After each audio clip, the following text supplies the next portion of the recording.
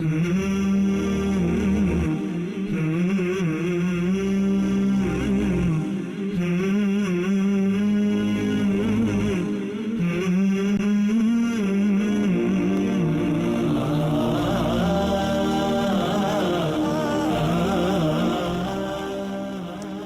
alaikum wa rahmatullah.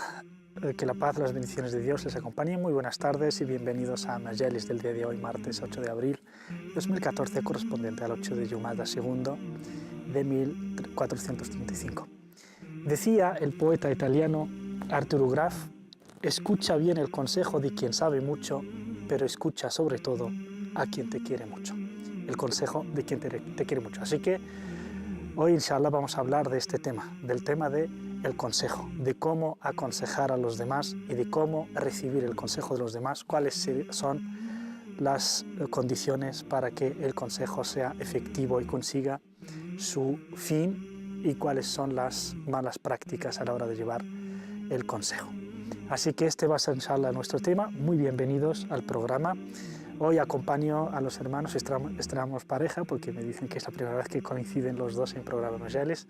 A mi derecha tengo de mano Hisham. Assalamu alaikum, Hisham. Bienvenido. ¿Qué tal? Bien, alhamdulillah, muy bien. ¿Qué tal con el consejo? Consejo hay que saber aceptarlo muchas veces. Y también con nosotros el hermano Sheikh Ali Oscar. Assalamu alaikum, Sheikh Ali. Wa alaikum assalam wa rahmatullahi ta'ala. Bienvenido. En serio que es la primera vez que estamos juntos en el programa y es un gran placer. Sí, mucha barba en el programa de hoy. De broma. ¿Qué dices del consejo? Ha dicho Hisham que hay que saber recibirlo y supongo que tú dirás hay que saber darlo. Hay que saber darlo. Wallahi que lo tenía en mi mente, hay que saber darlo, claro. El consejo es una práctica islámica fundamental.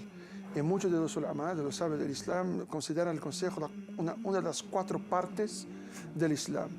O sea, que es parte de nuestra religión, es parte de nuestra creencia y es parte de nuestro buen modal islámico. Así que muy buena introducción y fuerte, mashallah, Sheikh Ali. Ustedes son muy bienvenidos, como saben, el programa Majalis les pertenece también a ustedes y pueden participar de varias formas a través del teléfono llamándonos al número 911 730251, 911 730251, se llaman desde fuera de España, pongan el prefijo 0034. Y también nos pueden escribir al email a majalis@cordobainternacional.com. También lo pueden hacer a través de Facebook en nuestro perfil página facebook.com/Majalis Córdoba. Así también lo pueden hacer a través de sus móviles, a través del SMS, escribiendo CTV, espacio más su mensaje y enviarlo al número 25588, 25588. Así que sean bienvenidos e inshallah pasemos una hora grata en la que podamos aprovechar y aprender algunas cositas.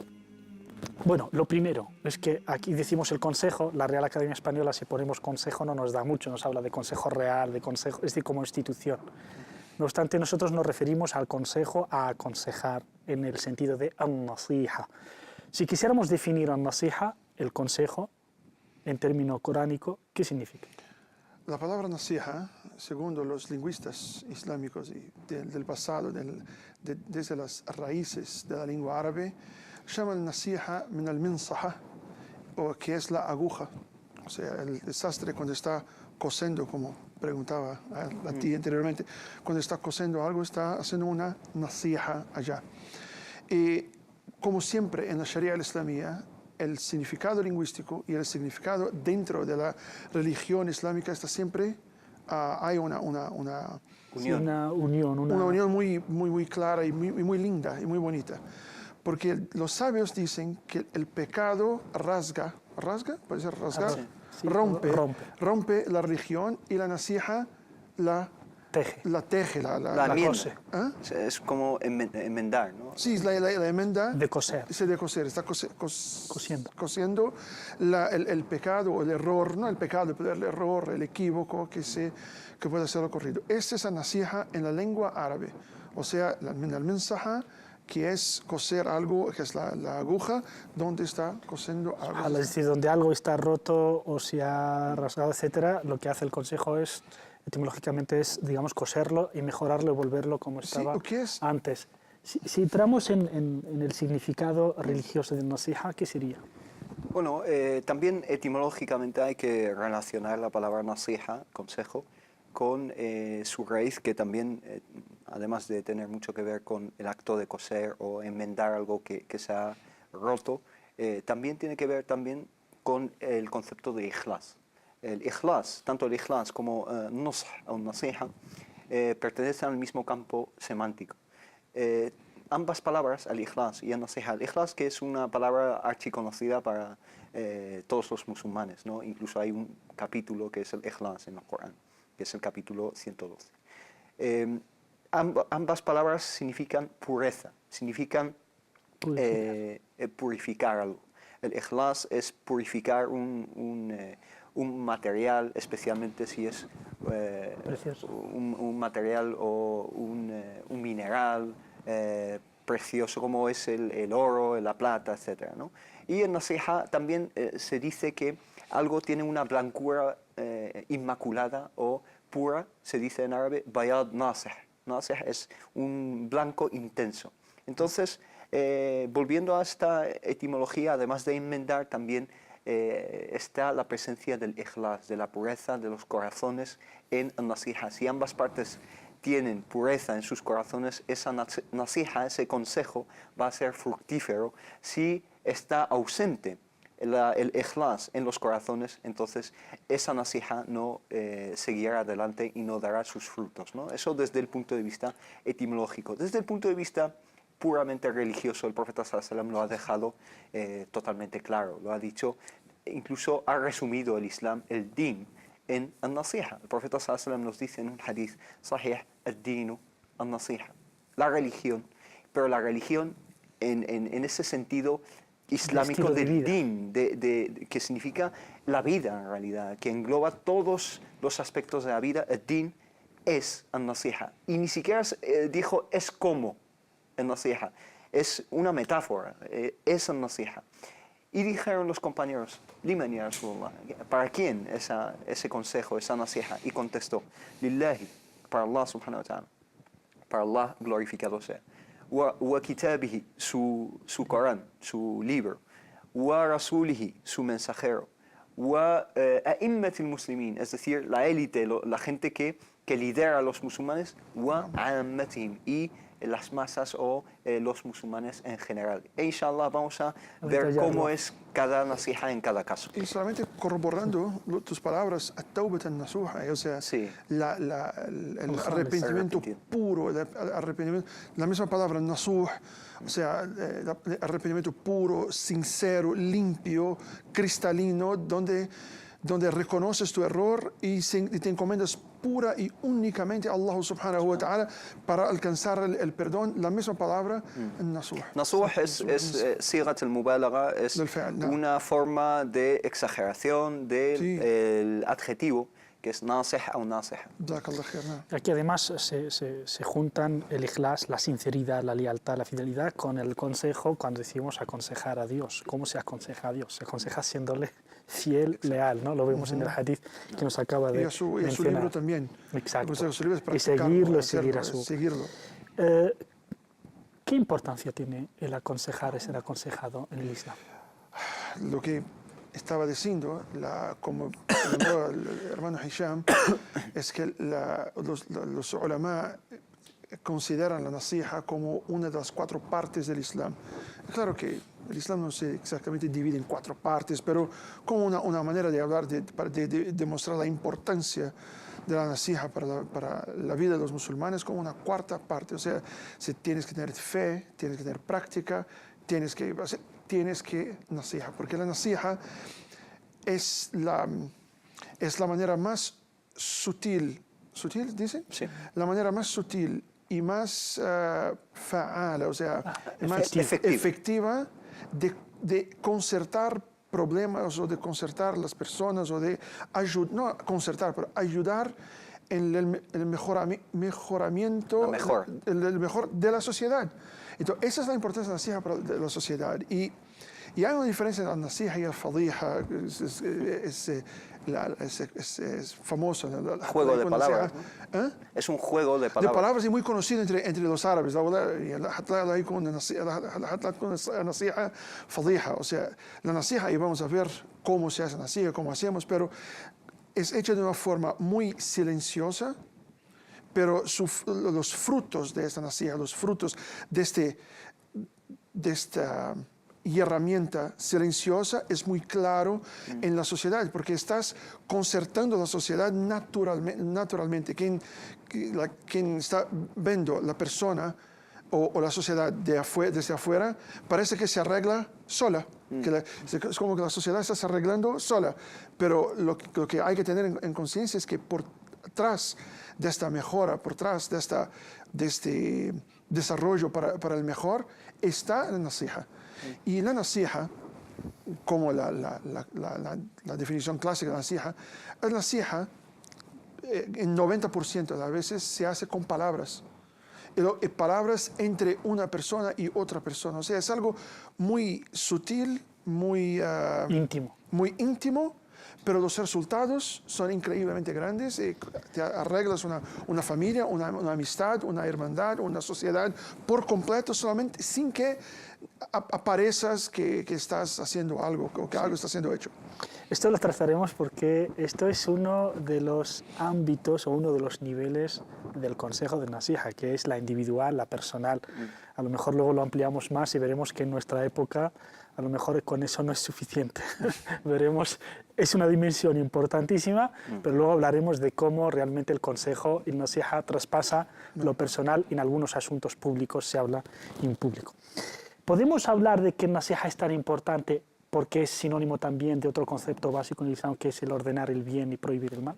Por supuesto, están íntimamente unidos y relacionados ambos conceptos, el concepto de nasiha y el concepto del amr bil ma'ruf o nahy anil munkar, es decir, encomendar todo lo que es bueno, aceptable y, digamos, rechazar o luchar contra cualquier manifestación de maldad y de mal en la sociedad, ¿no? Ambos conceptos están muy unidos y Allah subhanahu wa ta'ala nos dice claramente en el Corán, dice kuntum khayra ummatin ukhrijat linnas, sois la mejor comunidad que ha sido sacada o ofrecida o enviada para la humanidad. Ta'muruna bil ma'ruf, encomendáis lo bueno, wa tanhauna 'anil munkar, rechazáis o incluso se puede decir que rechazáis lo malo, وَتُؤْمِنُونَ بِاللَّهِ, creéis en Allah subhanahu wa ta'ala. Pero antes de pasar al consejo a los demás, uno tiene que aconsejarse a sí mismo. Ahí hablaremos de qué tiene que tener el que aconseja, ¿no? Las condiciones. Exacto. Y también el que tiene el que va a recibir. Permite un comentario importante. El amr bil ma'ruf o el nahy anil munkar. Hay un dicho del profeta Muhammad que es exactamente cuando oyes el hadith, es como que está viendo todo el mundo islámico, toda la sociedad islámica a tu frente. El hadith, أو كما جاء على لسان رسول الله صلى الله عليه وسلم, فلا تتركون الأمر بالمعروف والنهي عن المنكر. Ustedes van a dejar de hacer, de incentivar el bueno y cohibir el malo. فيتسلط عليكم أشراركم ويدعو منكم أخياركم ولا يستجاب. O sea, los peores de ustedes se van a volver sus líderes, tuyos líderes, y los mejores de vosotros van a suplicar a Allah y Allah no va a responder. ¿Eso por qué? Porque dejamos solamente entonces, un poco afuera del tema, pero y las personas que dejan las oraciones, las zakat, el ayuno, el hijab y otras obligaciones más aparentes. Y la nasiha como está implícito en la pregunta, como dice el hermano Hisham, es una parte del amr bil ma'ruf wa nahy anil munkar. O sea, si dejamos la nasiha, estamos dejando una parte del din, una parte grande e importante del amr bil ma'ruf wa nahy anil munkar, y caemos en este dicho del profeta Muhammad sallallahu alaihi wasallam, porque como no damos nasiha nomás, los peores de nosotros no se enmendan, no se corrigen, no mejoran, no se desarrollan en mejores musulmanes, y estos eventualmente pueden se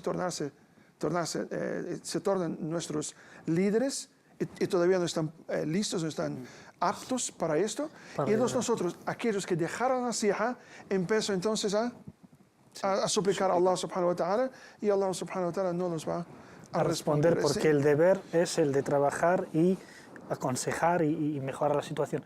De forma resumida, ¿qué aporta esta cultura de aconsejar y ser aconsejado al individuo y también a la sociedad? Bueno, el individuo que da el consejo también reflexiona acerca de su estado, de su hal también. Uno que tenga una pizca de imán en su corazón no puede dar un consejo mientras no reflexione acerca de su estado y no intente mejorar y cambiar su estado hacia un estado mejor, ¿no? El profeta sallallahu alaihi wasallam nos habló de esas personas que dicen aquello que no hacen. Incluso en el Corán, en Surat As-Saf, dice Allah subhanahu wa ta'ala, empieza ese capítulo diciendo: Ya ayyuhalladhina amanu, lima taquluna ma la taf'alun. O aquellos que han creído, ¿por qué decís aquello que no ejercéis, aquello que no hacéis, que no lleváis a la práctica, que no lleváis a cabo? Entonces, ese es un aspecto quizá incluso de hipocresía, decir a los demás aquello que yo mismo no soy capaz de ejercer y de llevar a cabo. Y en este sentido, Nasiha está muy unida a la sinceridad, como he dicho antes, y la pureza de corazón. Es decir, si uno es sincero consigo mismo, empezará por mejorar su estado, el estado de uno mismo, antes de pasar a aconsejar a los demás. No obstante, tampoco hay que caer en el idealismo. Muchísimas personas echan en cara a cualquier persona que aconseja, le dicen: pues empieza por ti mismo. Nadie es perfecto, no podemos esperar a ser perfectos antes de pasar a aconsejar a los demás. Todos tenemos nuestros defectos, todos tenemos nuestros defectos.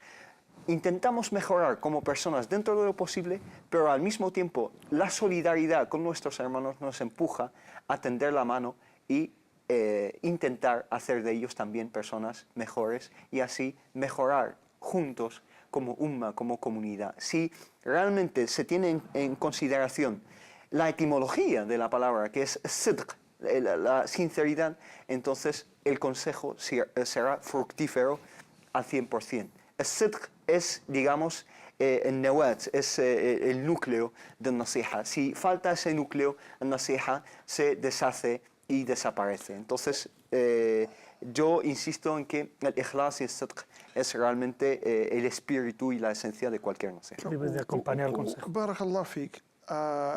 Es importantísimo esto que el Sheikh Hisham nos dijo, pero hay que enfatizarlo más, en mi opinión. No existe el musulmán perfecto. No hay que esperar ser perfecto para dar una nasiha, un consejo. Y puede ser que, por ejemplo, yo tengo una debilidad que yo ahora en este estado, en este momento, no puedo cambiarla porque no tengo fuerzas para tal, pero si veo la misma debilidad en mí, en otra persona, lo puedo aconsejar, aunque no esté apto a enmendar a mí propio. Pero esto, ¿por qué? El bonito es porque el nasiha, la nasiha, si existe ikhlas y sinceridad, la nasiha está en su corazón. Cuando vas a hablar o a aconsejar a su hermano, lo aconseja no porque eres mejor o porque eres peor, no. Aconseja por Allah subhanahu wa ta'ala. Y nosotros, el aconsejador y el aconsejado, tiene que tener en la conciencia que el correcto, lo que está en cuestionamiento acá, es el Corán. Entonces, si lo que está haciendo está contrario al Corán, aunque yo no lo haga, pero te puedo aconsejar a hacerlo. Eso sí que es realmente polémico, porque puedes aconsejar en algo que no tienes debilidad, pero en tu debilidad de aconsejar a otro que tiene la misma debilidad, esto nos va a llevar a una contradicción que vamos a analizar ahora, Bueno, pero después de atender la llamada de Fátima de Sevilla. Assalamu alaikum. Alaikum salam. Díganos, Fátima. Mire, que quiero preguntarle que una compañera de trabajo me ha preguntado exactamente hoy por qué nosotras llevamos pañuelo o la burka o lo que sea. De acuerdo. Entonces, yo le he explicado, le he dado algunas explicaciones como yo he podido y ahora, porque ella ahora está en su casa viendo también el programa y espero que le expliques un poquito el por qué. ¿Usted lleva burka Fátima? No, yo llevo solo panuelo. Ah, Burka no, de acuerdo. todavía no. ¿A la que le preguntó es una musulmana o no? No, es cristiana. Es cristiana, de acuerdo. Sí, Pues- yo le he explicado que el panuelo porque no Sí, es entendido, una orden entendido. y también para protegernos esa cosa, pero ella quiere exactamente el por qué. Nosotras no podemos enseñar nuestro cuerpo como ellas hacen normalmente. De acuerdo. ¿Algo más, Fátima? No, es todo. Muchas Muchísimas gracias. gracias. Muy Salam amable. alaikum. Preguntaba si llevaba burka. Es evidente que no lleva burka, pero es que en España no hay nadie que lleve burka. Y se habla de Las burka es personas- para... Las personas que llevan burka en todo el país se cuentan en... No, ni eso. El niqab sí. Burka nadie. Ah, la burka, Burka sí, pero nadie. yo creo que No hay ningún caso de burka en España. Se han localizado algunas mujeres con niqab, que no es lo mismo, 3 o 5 en toda Cataluña. O... sí, pero yo creo que lo que quise decir la hermana es el niqab. Sí. En No, pero particular me gustó mucho la respuesta de la hermana. Cuando le preguntaba, ¿y utiliza burka? Ella no, todavía no. Uy, pues ¿qué le respondemos a esta pregunta? ¿Por qué Bueno. las mujeres musulmanas llevan velo? Bueno, primero porque Allah subhanahu wa ta'ala lo manda a las mujeres en el Corán y el profeta sallallahu alaihi wasallam lo dice en sus hadices. En el Corán, Allah subhanahu wa ta'ala lo menciona en diferentes partes, especialmente en suras An-Nur y suras Al-Ahzab, lo menciona el Corán y también tenemos muchísimos, digamos, hadices, dichos del profeta, que la paz y las bendiciones de Allah sean con él, acerca del hijab y la práctica de las mujeres durante el periodo de la vida del profeta sallallahu alaihi wasallam y también en adelante, también fue llevar o hijab o algunas también se tapaban la cara. Eso por una parte, porque es una orden divina y es un precepto y una enseñanza de las enseñanzas del Islam.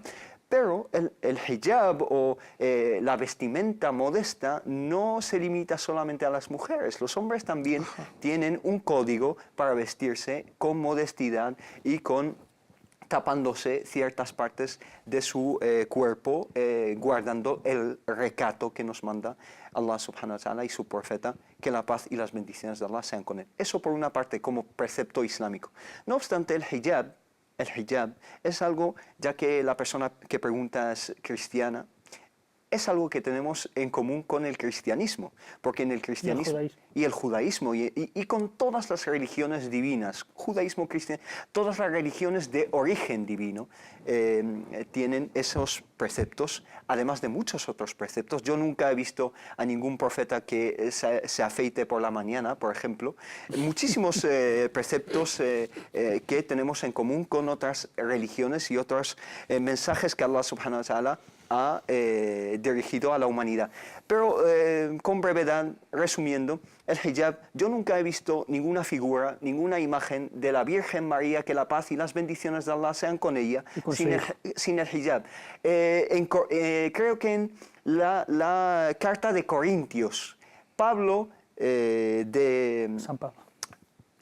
comúnmente llamado San Pablo, dice textualmente que antes de descubrirse el pelo, una mujer cristiana que sigue el mensaje de Cristo, del Mesías, Jesús, mejor que se rape el pelo. Es un poco radical desde un punto de vista islámico, pero eso está en el Nuevo Testamento, no está en el Antiguo Testamento. En el Antiguo Testamento hay cosas incluso más fuertes acerca del hijab.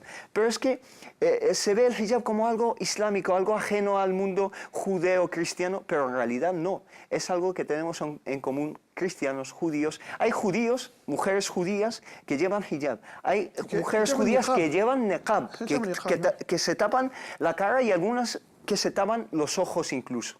Y esta realidad nunca se verá en los medios de comunicación convencionales. ¿Por qué? Porque están viendo solo hacia una parte mientras que ignoran el resto de la realidad. En Israel ahora mismo hay muchísimas personas que llevan niqab, pero no son musulmanas, son judías. Y aparece en las primeras páginas de los periódicos. ¿Algo que añadir, Sheikh Ali? Sí, jazakallahu khairan.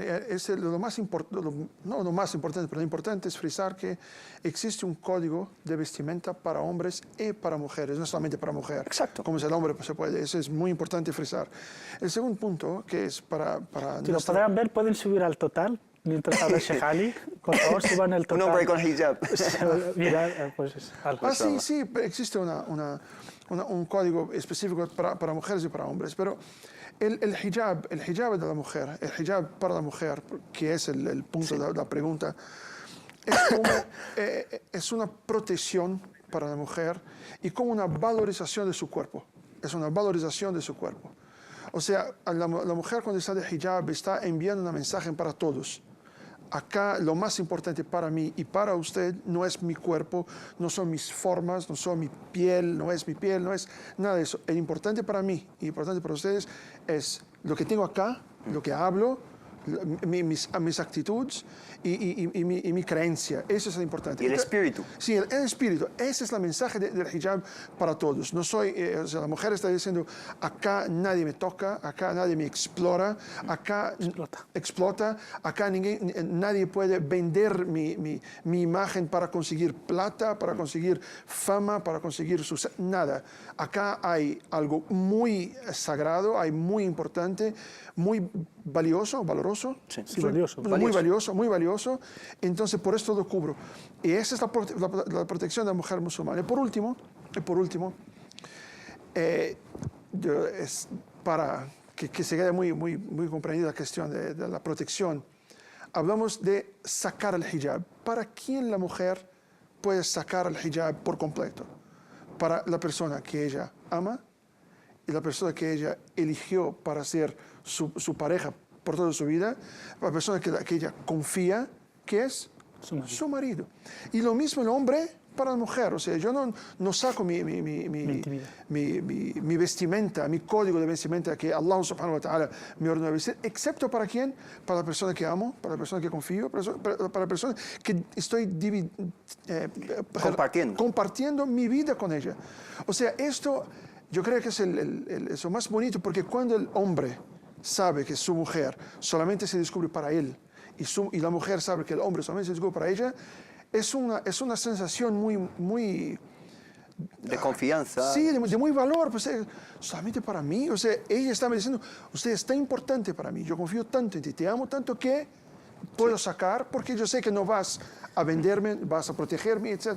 La idea del hijab es linda, es muy bonita. Sí, además añadiría yo que hay que ponerlo en el contexto de una sociedad ideal según el Islam, es decir, una sociedad en donde los valores islámicos manden, pues estas cosas son las que hay, es decir, para evitar relaciones extramatrimoniales, para evitar hijos indeseados, para evitar muchos fenómenos que hoy sufrimos en nuestras sociedades liberales, pues evidentemente hay que tomar medidas y entre otras, pues no incitar, digamos, a la desnudez, no incitar a las relaciones fuera del matrimonio y eso evidentemente el recato es fundamental y el ejemplo lo tenemos en nuestras hermanas, por ejemplo, las monjas o en el concepto de castidad en el cristianismo, solo que los musulmanes digamos, no es, como ha dicho Hisham, no es tan radical que te impide casarte, sino que nos casamos, tenemos hijos, pero salvaguardando la institución de la familia.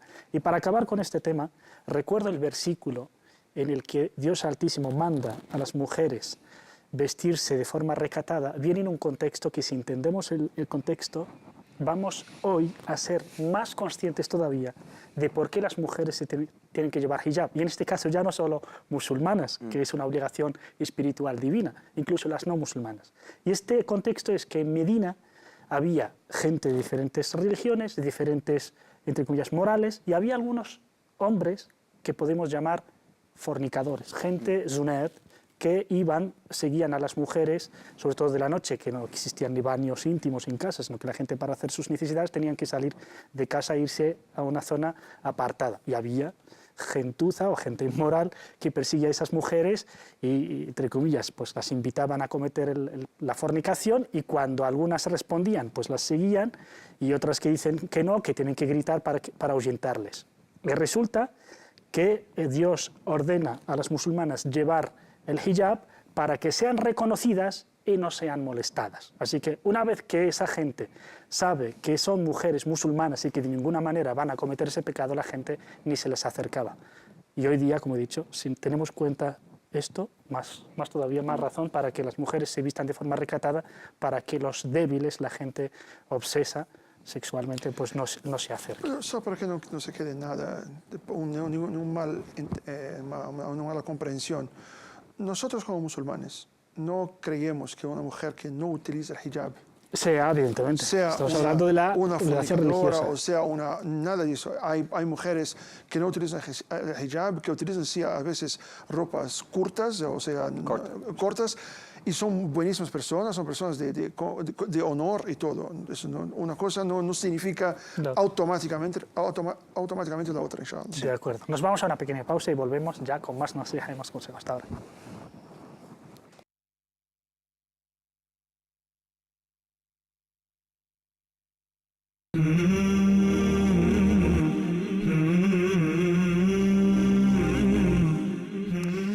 Bienvenidos de vuelta a esta segunda parte de Mayales. Les recuerdo el número de teléfono para que puedan participar.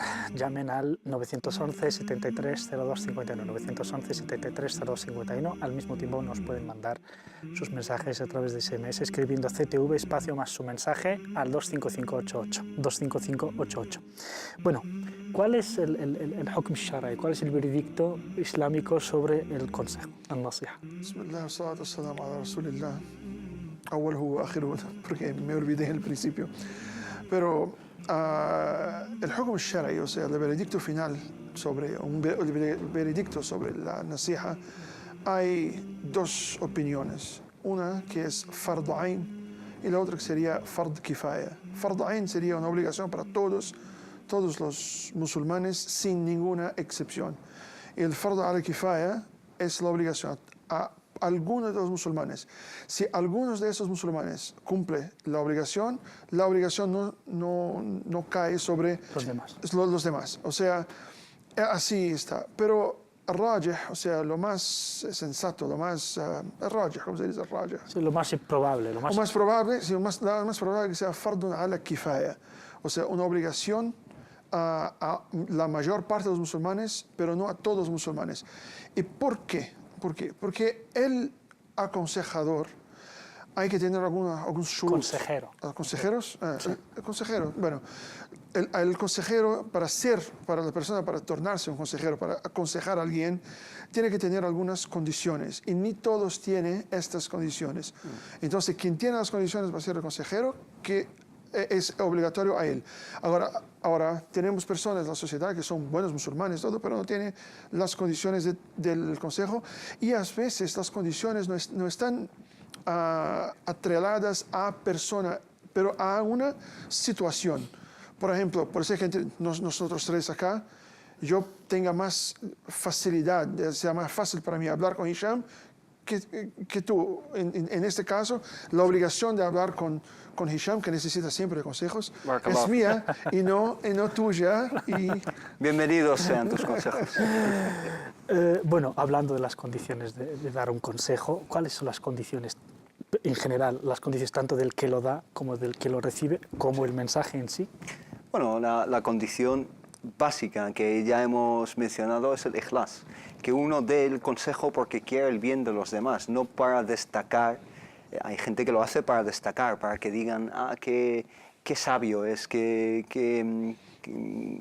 gran conocedor del Islam, etcétera, es esta persona. No, hay que tener una finalidad y unos objetivos sinceros con Allah subhanahu wa ta'ala, hacerlo por amor a Allah subhanahu wa ta'ala, hacerlo por amor a mis hermanos en el Islam, para que mejoren, para que me ayuden ellos a mejorar y yo les ayude también a mejorar como personas, como musulmanes. Entonces el ikhlas es el número uno en cualquier, y el ikhlas del niya, de la intención, ¿no? Hay que purificar la intención antes de abrir la boca con cualquier consejo.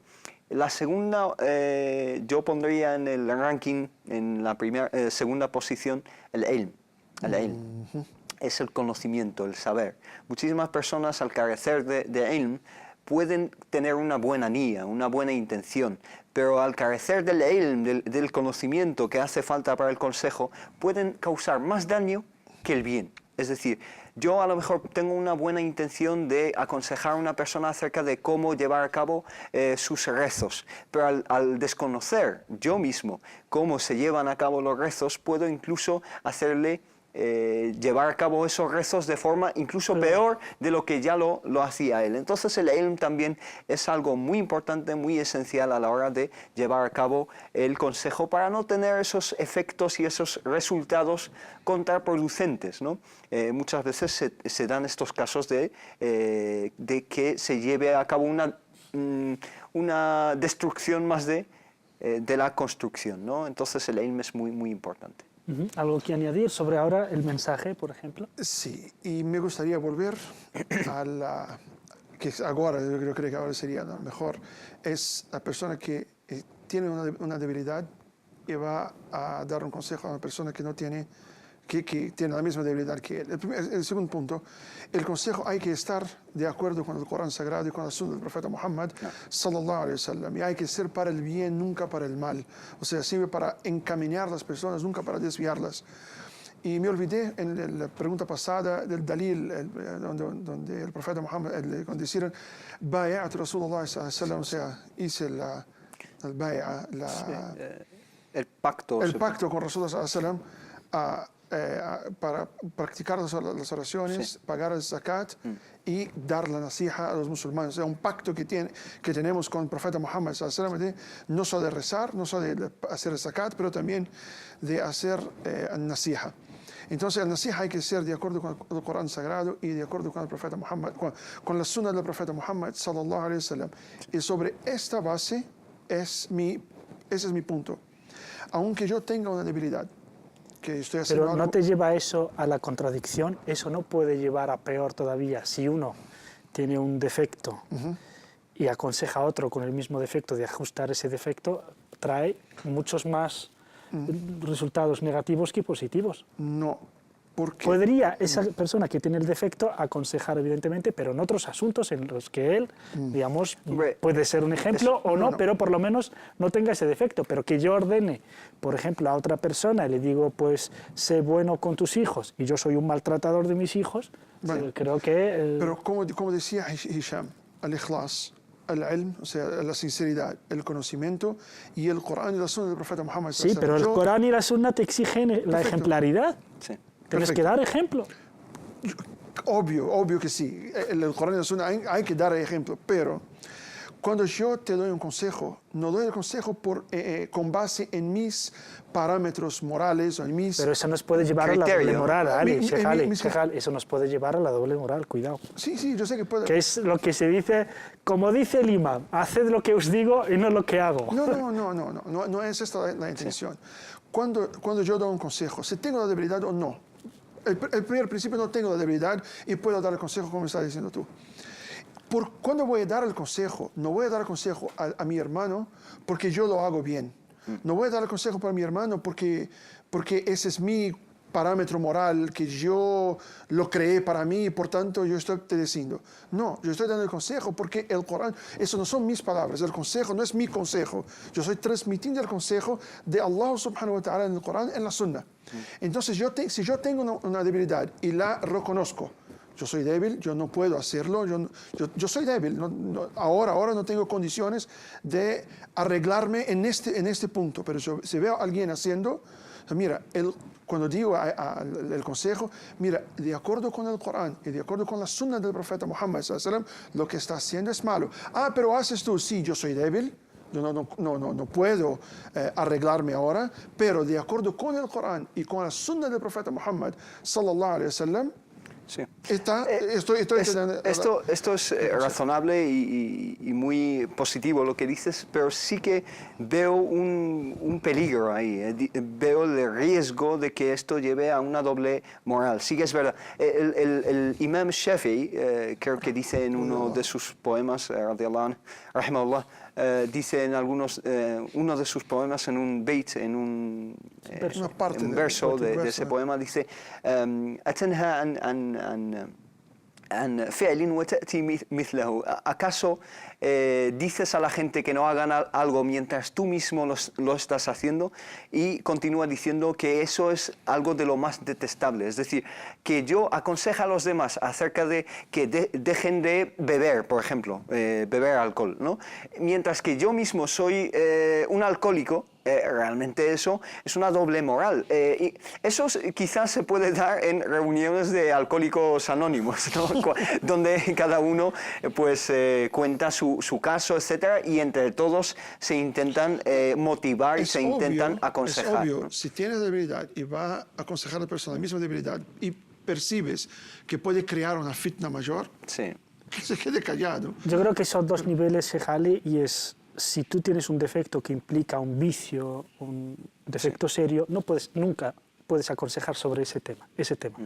Ahora, que tú, por ejemplo, seas una buena persona, pero no tienes estudios superiores y quieres que tu hermano o alguien que se esfuerce le quieras animar, desde luego que sí, no te lo quita, porque no estás partiendo desde un defecto, sino que animar a otro a conseguir algo que es bueno, que tú no necesariamente tienes que tener. Pero cuando hablamos de defectos, de desventajas, de vicios, ahí no podemos hablar del mismo vicio, no. Pueden ser diferentes, yo puedo aconsejar a otra persona que veo que está haciendo mal, o está haciendo algo mal, pero que yo no hago ese mismo mal, yo haré otras cosas mal. Entonces, aconsejar en ese sentido, sí. De ahí que algunos sabios lo ponen como condición no aconsejar en aquello que tú no haces, y el versículo coránico es claro, el del capítulo de la fila, es muy detestado por Allah decir algo que no hacéis. Una cosa muy importante es la ética o el adab, ¿no? Vamos ahora a esas, decía un gran ensayista y dramaturgo inglés, Joseph Addison, ninguna cosa es tan difícil como el arte de hacer agradable un buen consejo.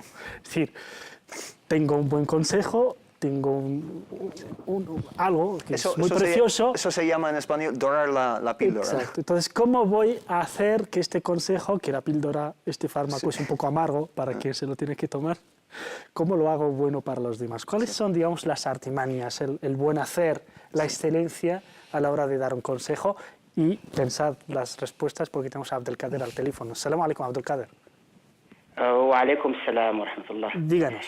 Me gustaría, con mi intervención, Salam alaikum, te conozco pero no me conoces, quisiera dar, nosotros los musulmanes, es verdad que, digamos, en halagación queremos aconsejar, incluso en centros islámicos, pero yo creo que también hay que ser ejemplo. Esto es como primer punto. Y el segundo, yo creo que el consejo, para aconsejar, a mi opinión, es mirar cada persona, cada uno su especialidad. Yo no puedo aconsejar y entrar aconsejar en din, aconsejar en educación, aconsejar en familia, o sea que empezar a mezclar como que conozco todo. Yo creo que los musulmanes tenemos la debilidad, y me gusta destacar esta palabra, debilidad, de incluso contar con otras personas, aunque no son musulmanas, pero son expertos en el tema. Entonces aquí nosotros siempre, para cuando comentamos, por ejemplo, queremos aconsejar a los que entran en el Islam, por ejemplo, para coger un ejemplo que nos pasa a todos. Viene una persona que dice, pues oye, aconséjame porque yo es que me gusta el Islam. Pues probablemente encuentras o 20 se echa sobre él, o encuentras alguno que realmente tiene una sensibilidad y dice, pues mira, en el Islam tenemos esto y esto y esto. O hay personas que pueden mirar solamente a una persona y destacar la debilidad o qué es lo que busca la persona precisamente. Quizás lo que realmente busca solamente es una relajación, porque dice el Islam, si tú rezas o si tú eres musulmán, siente algo. Ese algo es lo que, digamos, quien lo trae.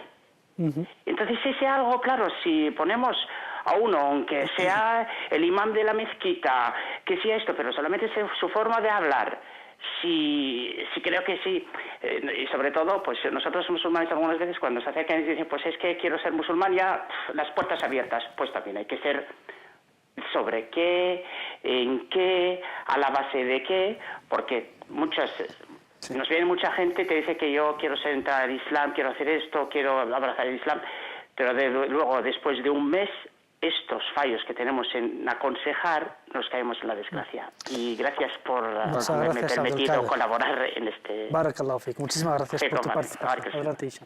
Gracias. Barakallahu fik. Acerca de lo que dice el hermano, sí que tiene razón. Bueno, empiezo por el caso de algunos nuevos musulmanes que se da en algunas situaciones la retórica y la forma de hablar de algunos oradores o imames o personas que llaman a la religión, al din, etc., muchas veces forma o da origen a lo que se llama la catarsis, ¿no? Una catarsis general, es decir, esa relajación de la que habla, etc. Pero tampoco podemos ir al otro extremo de hacer un cuestionario a una persona que quiere entrar al Islam. Es decir, en algunas religiones, si una persona quiere entrar a esa religión, le llevan a cabo incluso una entrevista con cita, tiene que pedir cita para una entrevista. 6 meses o un año de formación. Exacto, un año de formación, etc. Y hay religiones así. Pero en el Islam tenemos que tener un poco más de confianza en la gente. Si quiere entrar al Islam, adelante, tiene 2 frases que decir, con eso entra al Islam, y a partir de ese punto nosotros tenemos la responsabilidad, nosotros, y no solo esa persona, de apoyar a esa persona. Muchísimas veces entra una persona al Islam y toda la mezquita se levanta para darle abrazos y pasarle su móvil, su número de teléfono, y todas las personas juran con la mano en el corazón que le van a ayudar en todo lo posible, etc. Pero pasados un par de días nadie se acuerda de esa hermana o ese hermano. Esto es una realidad que se da en muchísimas comunidades islámicas. Entonces nosotros tenemos que ser más conscientes de nuestra responsabilidad y no solo de la responsabilidad de esa persona nueva en el Islam. Hablando de la delicadeza, ¿no? Delicatessen, ¿no? Hacer que el consejo sea bien recibido. ¿Qué tenemos que tener en cuenta? ¿Cómo podemos dar un consejo? Si tienes algún ejemplo estaría genial. Un ejemplo. Bueno, pero el primer punto, hay que, cuando quieres aconsejar a alguien, no hay que exaltar, no hay que o alabar sus errores solamente. Destacar. No hay que destacar sus errores, por lo contrario. Empiezas destacando sus buenas obras, cuán buena es tu persona, tus actos como son buenos, así, pero existe un único, o sea, intentar dejar a la persona como yo soy buena, pero tengo un problema a arreglar, y no tengo un problema a arreglar y soy buena persona. Yo creo que ese es el primer aporte del consejero. El segundo punto es buscar la persona que, si no tiene el conocimiento completo sobre la cuestión, es buscar en el Corán y el Sunna versos del Corán sagrado o dichos del profeta Muhammad sallallahu alaihi wasallam que para basear su consejo. Ejemplificar. Para ejemplificar su consejo, para que tenga base de conocimiento para aconsejar a la persona. Y siempre, y repito acá, dejar muy claro que solamente estás pasando una información y no que esta información es tuya. Porque es mucho más fácil para mí aceptar algo que viene del Corán, que viene del profeta Muhammad sallallahu alaihi wasallam, de aceptar de una persona, de un otro humano como yo y como el consejero. Bueno, esto se puede englobar dentro de 2 palabras, el kelimat tayyiba, es decir, las palabras dulces, las palabras buenas. La buena palabra puede llegar muy lejos en un consejo. Allah subhanahu wa ta'ala en el capítulo 14, en Ibrahim, el capítulo de Ibrahim, perdón, Allah subhanahu wa ta'ala nos dice que el ejemplo de la buena palabra es como aquel árbol cuyas raíces están bien afianzadas en el suelo, mientras que sus ramas están en el cielo y dan sus frutos en cada momento con el permiso de su Señor. Y también nos da el ejemplo de la mala palabra como aquel árbol que no tiene raíces firmes en el suelo y que no tarda en deshacerse y en desaparecer. La buena palabra es el secreto, digamos, el ingrediente secreto de cualquier consejo. El profeta sallallahu alaihi wasallam nos dio el mejor ejemplo en este ámbito. El profeta sallallahu alaihi wasallam nunca destacaba a una persona, sino que hablaba en general. Cuando veía una actitud de una persona que no estaba correcta, decía, ma balu aqwam, es decir, ¿qué le pasa a algunos ¿qué le pasa a algunos? Esa persona ya se da por aludida, pero él no tiene una necesidad, el profeta sallallahu no tiene la necesidad de decirle, ¿qué te pasa a ti que has hecho tal y cual? Sino que dice, ¿qué les pasa a algunos? Que ellos ya sabrán quiénes son, que han hecho tal y cual, y les aconseja, en general, a toda la comunidad lo oye, se beneficia de ello, pero esa persona en concreto también se beneficia incluso más porque se da por aludido y se da por identificado con el consejo del profeta. Esto nos va a llevar a las vías de cómo hacer llegar el mensaje y vamos a tratarlo del consejo público, ¿no? Tenemos con nosotros a Chema de Murcia. Salam aleikum. Buenas tardes, Chema. Muy buenas tardes. Bienvenido, díganos. Mira, yo creo que planteáis una cuestión muy importante, y es cuáles son las palabras, cuál es la técnica, cuál es la actitud. En personas, por ejemplo, que como yo se están interesando desde hace años por el Islam, por una lectura devota, reflexionada sobre el Corán y demás, ellos, por ejemplo, en el programa, o luego... Sí, Chema. Se ha perdido, quizá. Creo que la cobertura. Sí. Bueno, cuando recuperemos la llamada, inshallah, volvemos a hablar con Chema. También hay que tener en cuenta, supongo, el receptor, ¿no? No hay que aconsejarle in situ o en un momento a lo mejor que está enfadado, etcétera, ¿no? Hay que elegir el momento. Claro, claro. Y como dijo, y de manera que ejemplificó el Ahuna Hisham, el aconsejado se siente protegido, porque no tiene su honor espalhado. Y Allah subhanahu wa ta'ala es muy claro, la yuhibbu Allahu al-jahra bis-su'. O sea, Allah subhanahu wa ta'ala no le gusta que se expongan las malas virtudes, las malas acciones de una persona. Y eso es importante. Ahí es cuando la nasiha se torna fadija y la persona no va a aceptar, aunque esté equivocada, errada, que está haciendo algo mal, aunque esté convencida de que está haciendo algo mal, no va a aceptar una nasiha, un consejo abierto, porque tú estás haciendo eso, tienes que cambiar, tienes que mudar, eso no. También el profeta sallallahu alaihi wasallam habló a las personas de una forma muy racional también. El profeta sallallahu alaihi wasallam siempre se controló, bueno, es parte del carácter del profeta sallallahu alaihi wasallam que nunca se enfadaba con las personas y con los musulmanes, con sus seguidores creyentes. El profeta sallallahu alaihi wasallam siempre les trató con misericordia, con compasión. Pero en una ocasión un joven vino al profeta sallallahu alaihi wasallam diciéndole que ese joven quería cometer el adulterio, ¿no? Dijo que quería caer en el pecado con una mujer. El profeta sallallahu alaihi wasallam no se enfadó con él, sino que usó una metodología racional con ese joven y le aconsejó de una forma muy inteligente. Le dijo, ¿acaso tienes madre? ¿Tienes madre? Le dijo que sí. Le dijo, ¿te gustaría que alguien cometiese ese acto con tu madre? Dijo, no. ¿Acaso tienes una hermana? ¿Te gustaría que una persona cometiese ese acto con tu hermana? Dijo que no. Y así enumeró diferentes miembros de la familia de ese joven y convenció a ese joven de una forma muy simple, simplificada y muy racional, hasta que el consejo del profeta sallallahu alaihi wasallam surtió efecto. De ahí viene la importancia del conocimiento. Siempre hay que dar un argumento para cuando uno aconseja. Tenemos a Chema de vuelta. Salam aleikum. Buenas tardes, Chema. Bienvenido. Buenas tardes. A ver si no se corta ahora. Simplemente yo creo que es muy importante la actitud de acompañamiento, especialmente para la gente que llega de fuera del Islam, inquietos, curiosos también, preocupados, ocupados, rezando, leyendo. Yo creo que la actitud de acompañamiento que mostráis, por ejemplo, en muchos casos, no solamente en el programa, que es vital, sino fuera de ellos, en otros ambientes, a través de las redes sociales, esa labor de acompañamiento, incluso afectivo, yo creo que es muy importante.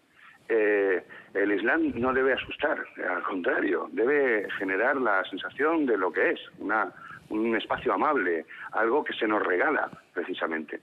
Entonces, especialmente para la gente que viene de una fe larga, tradicional, vivida también, reflexionada, meditada y rezada, resulta algo complejo, resulta algo incluso duro, ¿no? Entonces, la actitud vuestra de acompañamiento yo creo que resulta fundamental, desde el respeto, pero también, evidentemente, desde la aproximación y dar a conocer el mensaje que se tiene. Nada más. Muchísimas gracias, Chema. Muchas gracias a vosotros. Muchas gracias. Nos quedan 2 minutitos y sed un poco breves. Y bueno, estamos en una cultura, cada uno, pues bueno, ¿cómo podemos compaginar esto de querer el bien a los demás, aconsejarles, y entre la libertad personal? ¿Qué te importa a ti? ¿Qué hago yo? ¿O qué hago esto? El individualismo. O, quiero decir, ¿cómo compaginar ambas cosas? El profeta Muhammad, nuestro amado profeta Muhammad sallallahu alaihi wasallam, dijo que los musulmanes son kalbunyan el marsus, o sea, como una construcción que una parte Sujeta a la otra parte. sujeta a la otra parte, apoya a otra parte, seguro a otra parte, ayuda a otra parte. Y otro hadith del profeta Muhammad sallallahu alaihi wasallam, que los musulmanes son como un cuerpo único. Si una parte de este cuerpo está enferma, todo el resto del cuerpo lo siente. O sea, así hay que pensar el musulmán, que el error de su hermano es su responsabilidad. El error de su hermano es parte de su error casi. O sea, es parte del mismo cuerpo, una extensión de su propia existencia. O como dice el profeta al-Patsakon, el musulmán es el espejo de su hermano musulmán. La musulmán, persona debería de ser el claro, espejo de la otra persona. Claro, hay que coger. Para que, digamos, le enseñe lo que tiene bien de virtudes y lo que tiene mal. Ahora, en nuestra época actual, hemos hablado de la importancia de que cuando aconsejamos a una persona particular, pues hay que dirigirse a ella con atención, con cariño y evidentemente en la intimidad para corregir sus errores.